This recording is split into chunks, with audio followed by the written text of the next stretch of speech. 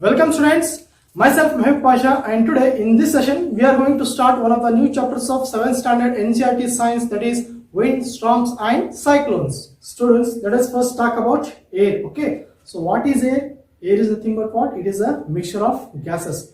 We know that our earth is surrounded by atmosphere from all the sides. Okay, then what is there in the atmosphere? That is nothing but what? Mixture of gases. So what kind of gases are there in the atmosphere? Oxygen, carbon dioxide, nitrogen and many other gases. Okay, students, these gases are not weightless. Okay, so these gases are having some weight, and due to this weight these gases are exerting pressure on us. Okay, these gases are what? These gases are exerting pressure on us. And what is that pressure is called as? It is called as what? Atmospheric pressure. Okay, so what do you mean by atmospheric pressure? Atmospheric pressure is nothing but the pressure exerted by the atmospheric gases on the surface of Earth. I told you that these gases exert pressure on each and everything that is on the surface of Earth. Then does it mean that these gases exert pressure on us? Yes students, not only on humans, whether it is a living organisms or non-living organisms, these gases will exert pressure on each and everything that is there on the earth surface. Okay, then how much this pressure will be? Then if you want to know how much this pressure will be, means just make a square of 1 inch on your body. Okay, so make a square of 1 inch on your body. That area of square, okay, that area of square will be felt a pressure of 14.7 pounds. Okay, that area of square will be feeling a pressure of 14.7 pounds, or if you want to know in kg, that square area is feeling a pushing or is feeling a pressure of 6.6 kg. Okay, then think about the pressure that is acting on the whole body. Okay, when you think of the atmospheric pressure that is acting on our whole body, then it seems that then what will be the pressure if we kept a car on our head? Then the same pressure is felt by our body due to the atmospheric pressure. Okay, if you are feeling that much pressure, then why don't we get crushed under atmospheric gases? Okay, I told you that atmospheric gases exerts much pressure. Okay, I told you that atmospheric gases is exerting more and more pressure on our body. Then why don't we get crushed under atmospheric gases? Okay, it is because the internal air pressure in our body will be equal to the external air pressure on our body. Okay, so due to these two pressures, as these two pressures are opposite, the two pressures will be cancelled out and our body will be safe. Okay, due to this we are not feeling any kind of pressure. Why? Because the internal body pressure, air is there in our body, no? Air is there in our body. So the pressure of that air and the pressure of atmospheric gases on our body, the two pressures are equal. So due to this we are not feeling any pressure and we are not crushed under the atmospheric gases. Okay, students, here we will talk about some of the characteristics of air. Okay, so here the first one is what? Air exerts pressure, air expands on heating and contracts on cooling. Hot air is lighter than cold air and it rises up. Students, we will understand these characteristics of air with the help of some examples. Okay, students, now let us understand the first characteristics, that is air exerts pressure.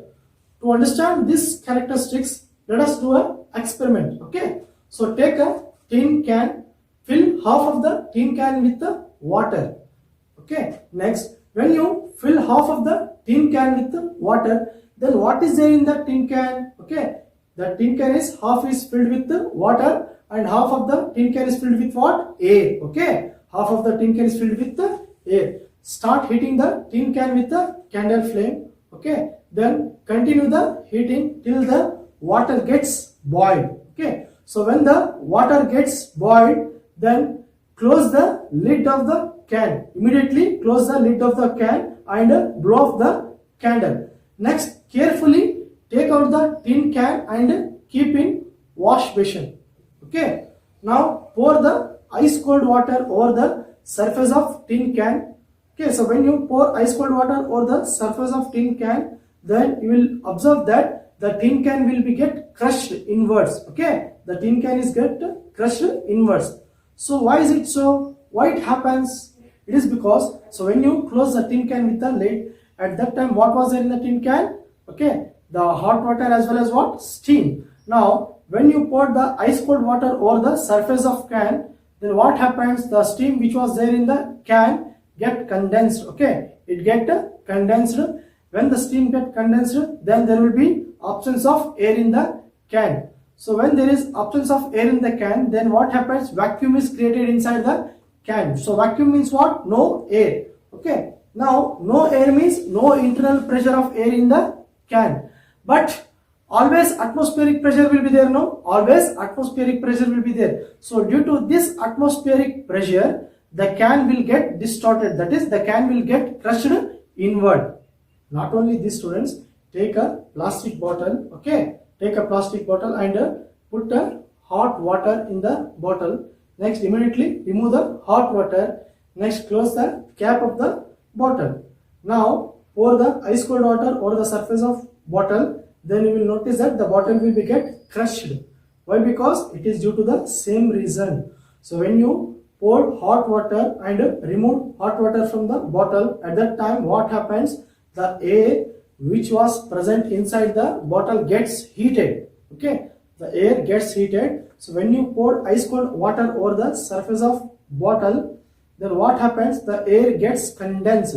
The air gets condensed and there will be vacuum creation in the bottle. Okay, vacuum is created in the bottle. Vacuum is no air inside the bottle. Then always atmospheric pressure will be there. No, so due to this atmospheric pressure, the bottle gets crushed. So not only this, students, in our day-to-day life also we are come across the same thing. You might have observed that when you are riding a bicycle in the direction of wind, then it is easy to ride the bicycle. But when you are riding the cycle in the direction opposite to that of the wind, so it is difficult to ride the cycle. Okay, students, now let us understand the second characteristics of air. That is what? Air expands on heating and contracts on cooling. Okay, so now let us understand this characteristics of air with the help of some experiments. Now take the boiling tube and tie the balloon over the neck of the boiling tube and keep that boiling tube in the hot water. Okay, after some time you will notice that the balloon gets inflated. And now do one thing. So take that boiling tube and keep it in ice cold water. Okay, after some time you will notice that the balloon gets deflated. So why it happens? What is the reason behind this? It is because when you kept the boiling tube in hot water, at that time what happens?